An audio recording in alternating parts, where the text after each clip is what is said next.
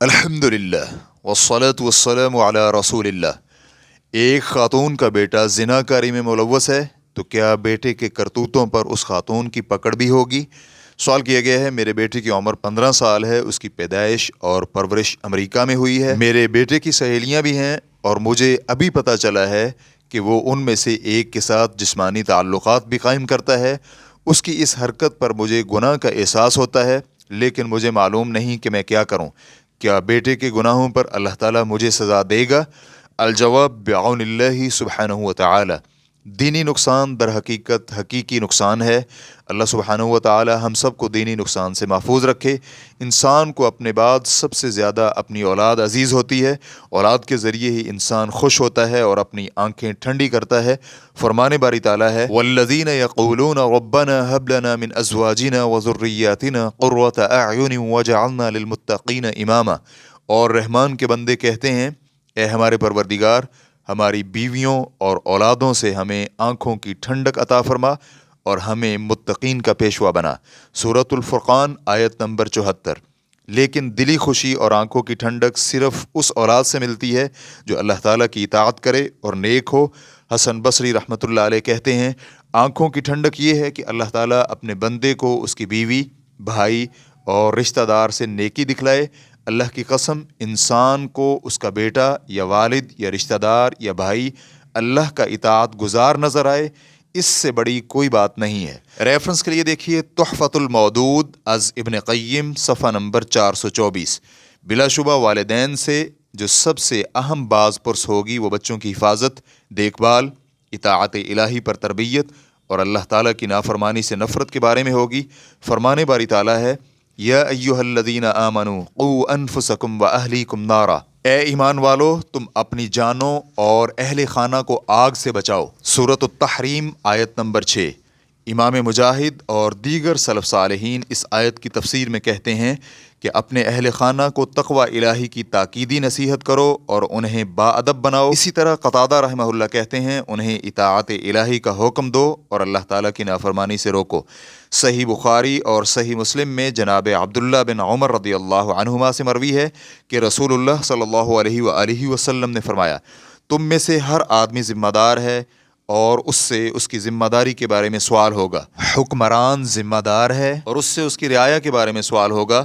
مرد اپنے گھر کے معاملات کا ذمہ دار ہے اور اس سے اس کی رعایا کے بارے میں سوال ہوگا۔ عورت اپنے شوہر کے گھر کی ذمہ دار ہے اور اس سے اس کی ذمہ داری کے بارے میں سوال ہوگا۔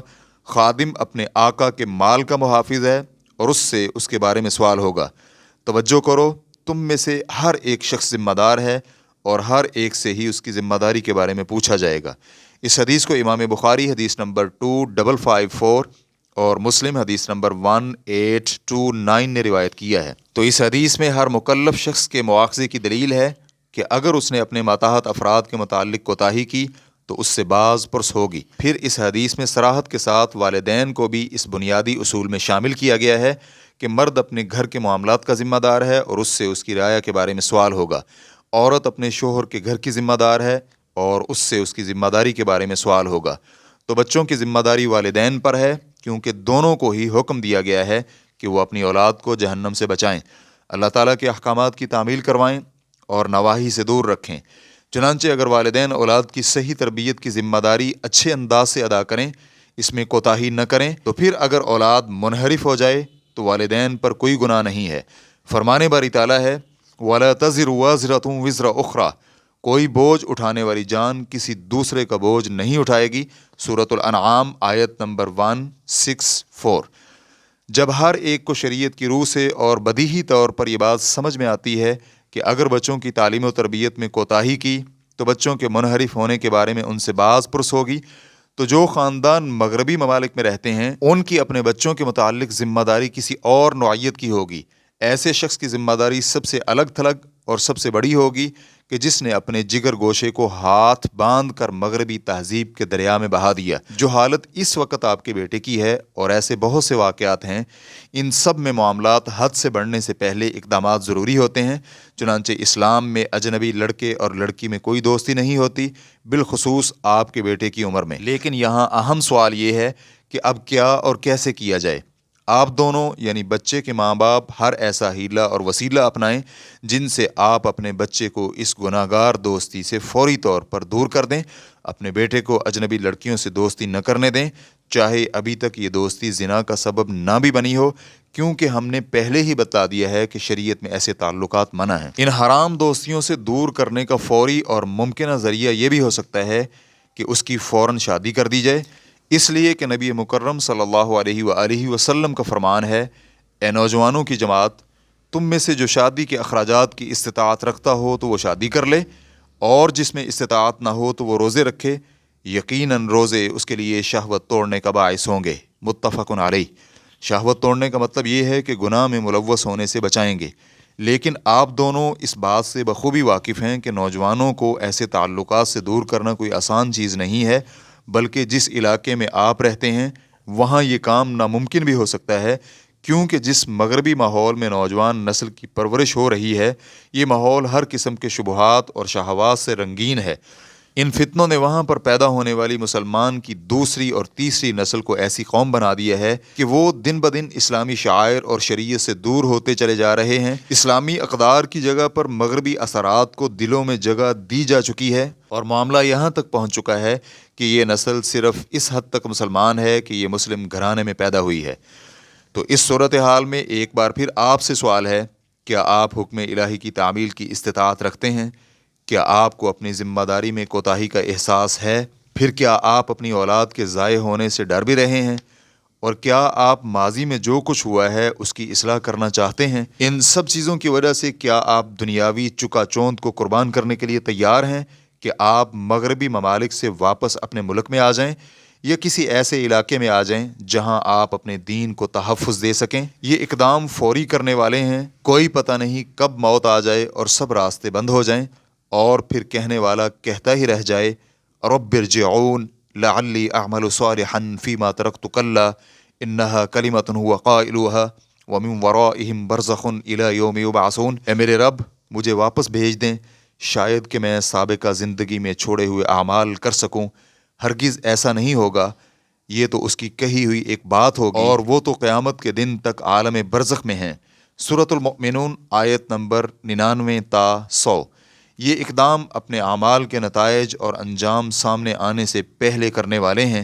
فرمانے باری تعالیٰ ہے، هل ينظرون الا تأویلہ یوم یأتی تأویلہ یقول الذین نسوہ من قبل قد جاءت رسل ربنا بالحق فهل لنا من شفعاء فيشفعوا لنا او نرد فنعمل غير الذي كنا نعمل قد خسروا انفسهم وضل عنهم ما كانوا يفترون۔ وہ اس کے انجام کے سوا کس چیز کا انتظار کر رہے ہیں؟